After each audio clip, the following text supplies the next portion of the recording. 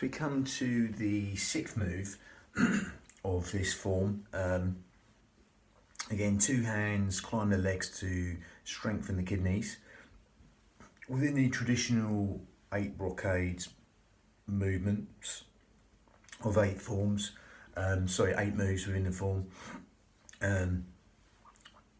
8 brocades, standing for sort of silken movement. We're just taking them lovely silky motions and movements and just putting them with the sort of Pilates setup and the yogic setup of the breath and hypnotic breath. Again, a bit of a mixture, but again, you know, there's many types of breathing and many types of movement, so let's not get caught up in the judgmental sort of traditional manner. This should be done like this. Again, anything can be done. It's just breath synchronized motion, vinyasa, in Sanskrit, in yoga. It's that sort of thing we're doing. We're just going with a different setup with these lovely motions. And again, it's a bit like a uttanasana from yoga, bending over, coming up. As within all the traditional forms, this will benefit sort of different meridians, electromagnetic rivers within each move of the qigong sequences or moves. This one is believed to help the kidneys and the urinary bladder tract. The actual movement does go down them areas, so you can always add visualization to that in the traditional forms. We're not specifically going down that, we're just taking the movements and just mixing them up. Obviously linked to water, the elements of water, them organs, as with each specific qigong exercise benefits different organs, etc.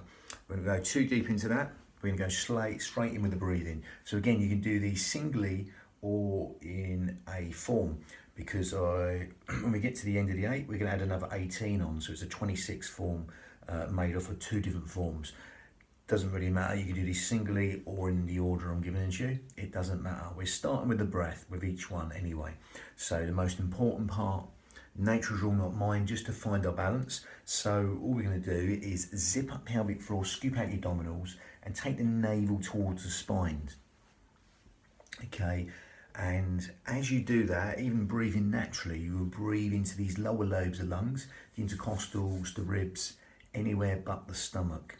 Okay, that will help us use the powerhouse, the girdle strength, the corset muscle, 3 layers deep, which is all segmentally stabilised in the spine, what we call the transverse abdominis, okay, which help the corset do up around the back, which helps extension force up through lumbothoracial fascia. But again, you don't have to know these names, just think of a corset, 3 layers deep, you're tucking in, zipping up and scooping out your abdominals. You can't do one without the other. You're zipping up pelvic floor, you're tucking in the belly button. Vice versa, you're tucking the belly button, you're zipping up pelvic floor. They go together, they link on like cling film round here. You get these 2 thumbs and you go around here, from the hips round. Again, that's where they meet like cling film. So you've got the pelvic floor lower and 3 layers deep, linking on like cling film, wrapping around your spine is the transverse abdominis, the corset muscle, the powerhouse, the girdle strength, 3 layers deep, which is all segmentally stabilising your spine. It's lovely. So as you do that now, you'll feel that. Now again, if you start with a basic Pilates breath, then we change it. We breathe in through the nose and exhale through pursed lips. So you're sort of blowing out a candle through pursed lips, nice even breathing. And as you zip up pelvic floor and scoop out your abdominals, you'll feel that breath going in low and deep to these lower lobes of lungs. You always get the 2 middle fingers touching underneath the breastbones, palms on the lower lobes of lungs, just underneath what you call the xiphoid process, the sternum, underneath the sternum there where it just sort of dips down, okay, at the end. And if you do that now, you'll feel the breath as you zip up pelvic floor and scoop out your abdominals, coming low and deep to these lower lobes of lungs, the intercostals, the ribs, anywhere but the stomach. I'm overemphasizing the motion. It might be this sort of motion happening in micro moves or fine movements, but you will naturally add width to the lungs. As you do that now and as you can feel that happening, the breath will be going, unlike the traditional qigong form, it will be not going into the belly like a balloon, it'll be going into these lower lobes of lungs, these fish gills, 3D style.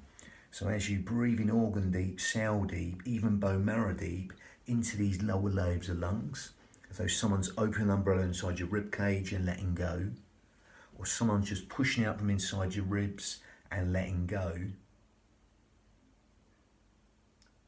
you would just feel that breath adding width to the lungs and length to the out breath. So as we close the mouth now, we turn this slightly into more yogic breath because we have a smaller filter through the nose. We're breathing in and out through the nose as you zip up pelvic floor and scoop out your abdominals.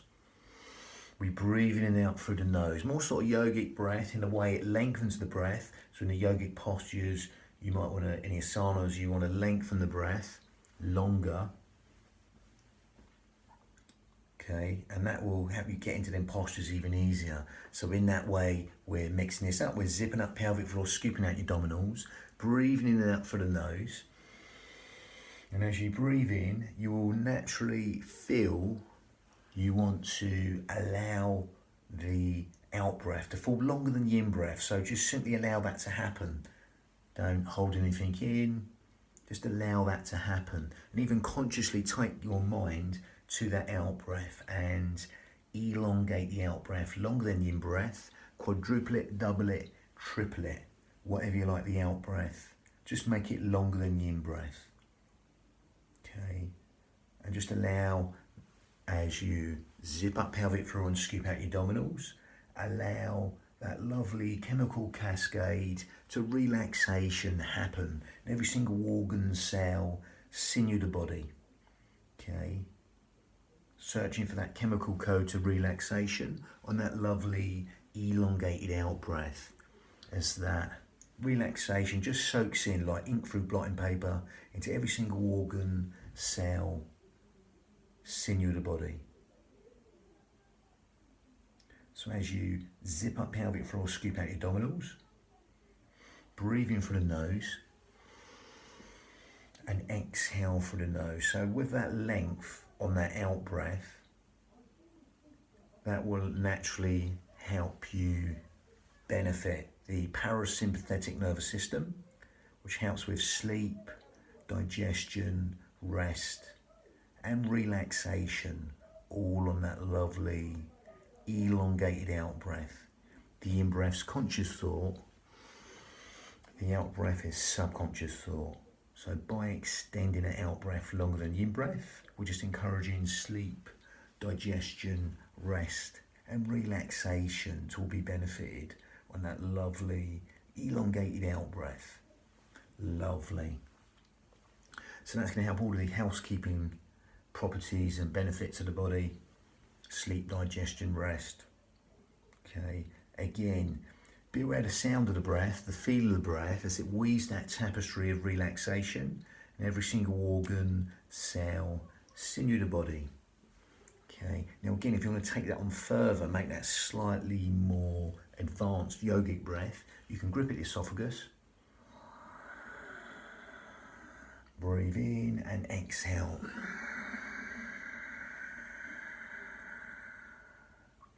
And that will give the mind something to focus on, okay? And help you sort of focus more and come into the here and now, the present moment, with the breath, the motion, and the movement, okay? Again, that will bring you into the here and now, natural sort of focusing breath. You know, when you're sort of trying to thread a needle, something like that, these fine fine motor moves, or something like you're trying to sort of, you know, really concentrate, you know, banging a sort of hammer against a nail, something like that, or threading a needle, you would just naturally sigh. So that's what you're doing with the Ujjayi breath. Again, I digress there. So as you zip up pelvic floor and scoop out your abdominals, just allow this breath to come in as you grip at your esophagus and exhale. As you were here, that soft, silky, whistling Ujjayi breath, as you still gather in, zip up and hollow, you'll feel the breath lengthen even longer, okay, especially the out breath, okay, and that will help us give the mind something to focus on, but help us stimulate the thyroid gland, which helps with weight control, etc. Ujjayi breath, victorious breath in Sanskrit, seashore breathing, lovely. So with that, if you can't get the Ujjayi breath, don't worry, keep on zipping up pelvic floor, scooping out your abdominals, breathing in and out through the nose, and lengthen that out breath within the motions, that's fine. If you want to take it on further, if you can, then grip at the esophagus. And it's near enough like sort of Darth Vader breath in a way. Soft, silky, whistling, Ujjayi breath, victorious breath. So that'll lengthen the breath, especially that lovely elongated out breath.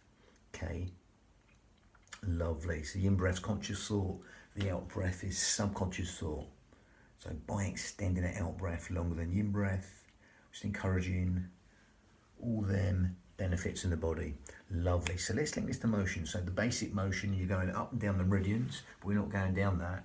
With a bit of flexion of the spine and extension. So again, I'm going to go back and demonstrate that, and then just do the breathing so you can hear it. So again, same with all body union things like body system, union systems as it were, holistic systems. You will only go in as deep as you like. That suits your nervous system. Okay, so make these unique to you with speed and the tempo and the cadence and the rhythm. Okay, if you want to soften the knees and save the lumbar region in the back, you've got any real big problems with that, you can soften the knees, you can do, and not go down so far, shorten the range, you can do that.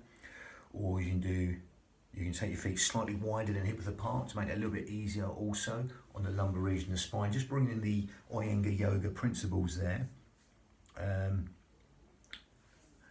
Or you can just put the feet together, straighten the legs but don't lock them as you flex over. So again, let's go into this. So we're going to breathe in. You start with hands on the kidneys, Shinsu. You breathe in and you exhale down. So to make this long, this exhale, you're going down the yoni bladder meridian and you're breathing up the inside of the legs. Make this a sharper motion. As you zip up pelvic floor and scoop out the abdominals, you allow the hands to send down, you're exhaling down.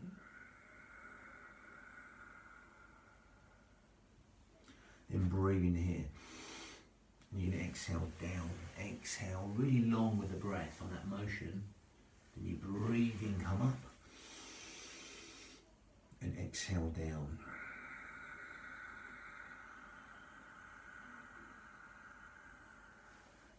Again, you want the feet apart to make it easy on the lumbar region in the back. All together, legs are straight but not locked. Again, only going as deep as you like. As you gather in and fold over, think tiny waist, especially as you flex over.